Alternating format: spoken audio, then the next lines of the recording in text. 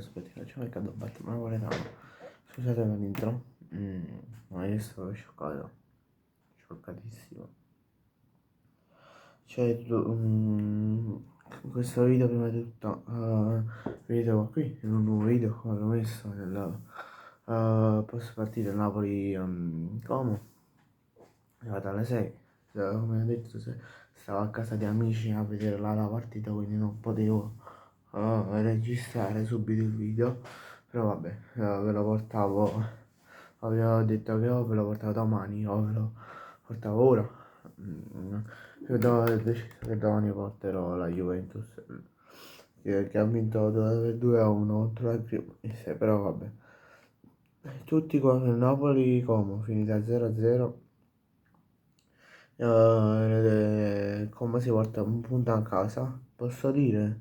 Posso dire, gran parte ha meritato il Como. Non ha meritato il Como di vincere per gran parte della partita. Per esempio, possiamo dire, grande parata di Milinkovic sul rigore, è stato premiato come miglior giocatore della partita. Però pure Butez, l'altro portiere del Como, il portiere del Como ha fatto un paio di parate su dei tiri di McTominay e di Edmas, se non mi sbaglio, non mi vorrei confondermi. Ha fatto belle parate, devo dire, eh. Non voglio togliere niente al portiere del Como. E posso dire, il Como si presenta a Napoli con la voglia di vincere. Infatti è stato difficile per noi del Napoli, per i giocatori del Napoli a trovare il gol. Devo dire una cosa, Antonio Conte, allora, noi siamo ritornati a 4-3, ok? Allora, Gilmour, McTominay, Anghissà, più o meno sta a formazione, è come che l'anno passato. Cagni solo Gilmour, Olin e Milinkovic Savic, cioè non è cagni danni. Poi fatto tasi pure a Robla, a, la botta ai minuti finali, cioè tu che hai visto?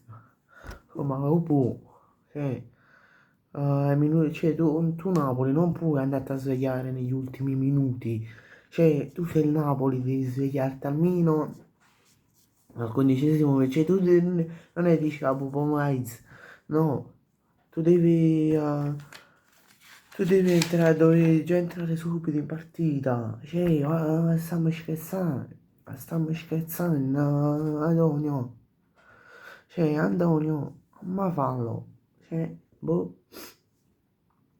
Vabbè, cioè non ci sta tanto da dirvi. Paz che si è vediato con il Napoli, ovviamente. Però vabbè. Haaland che non vede un pallone, cioè due palloni da qua, dalla partita. Infatti ha preso 6, ma neanche 5 e mezzo 6, se non mi sbaglio, questo non mi sbaglio. Però vabbè.